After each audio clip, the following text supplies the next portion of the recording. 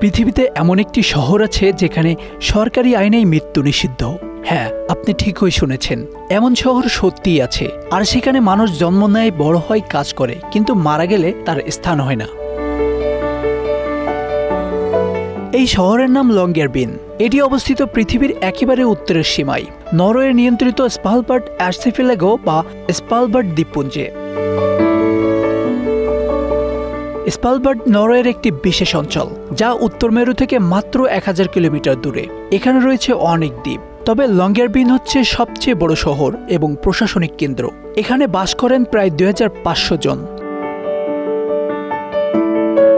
প্রায় সারা বছর এখানে তীব্র ঠান্ডা থাকে। শীতকালে তাপমাত্রা নেমে যায় -30 থেকে -40 ডিগ্রি সেলসিয়াস পর্যন্ত। আর বছরে প্রায় 4 মাস এখানে রাত হয় না, 4 মাস সূর্য ডুবেও না, যার অর্থ দিনের আলোর অস্তিত্ব আর অন্ধকারের গভীরতা এক ভিন্ন মাত্রায়। লংগেরবিনে 1950 সালের পর আর কাউকে দাফন করা হয়নি। এর কারণ বরফে ঢাকা ভূমিতে মৃতদেহ কখনোই পচে না। এখানে এতই ঠান্ডা যে মাটিতে কবর দিলেও মৃতদেহ 100 বছর পর্যন্ত অক্ষত থেকে যায়। 1990-এর দশকে গবেষকরা 1918 সালে স্প্যানিশ ফ্লুতে মারা যাওয়া এক রোগীর দেহ খুঁজে পান, যাতে সেই ভাইরাসের নমুনা পাওয়া যায়, এবং সেটি তখনও সক্রিয় ছিল। এটি মানবজাতির জন্য হতে পারে মারাত্মক বিপদ, ভবিষ্যতের জন্য এক জীবন্ত বোমা। এই বাস্তবতা মাথায় রেখেই নরওয়ে সরকার এই আইন পাশ করে, স্ভালবার্ডের মৃত্যু নিষিদ্ধ। আর এটাই হয়ে ওঠে পৃথিবীর একমাত্র শহর যেখানে কানুন করে মরতে মানা। স্ভালবার্ডে নেই কোনো বড় হাসপাতাল, নেই বিশেষায়িত চিকিৎসা ব্যবস্থা। যদি কেউ গুরুতর অসুস্থ হয়ে পড়েন বা মৃত্যুসজ্জায় পৌঁছান, তবে তাকে ফ্লাইটে করে পাঠিয়ে দেওয়া হয় মূল ভূখণ্ড বা নরওয়েতে। সেখানে চিকিৎসা বা প্রয়োজনে দাফনের ব্যবস্থা করা হয়।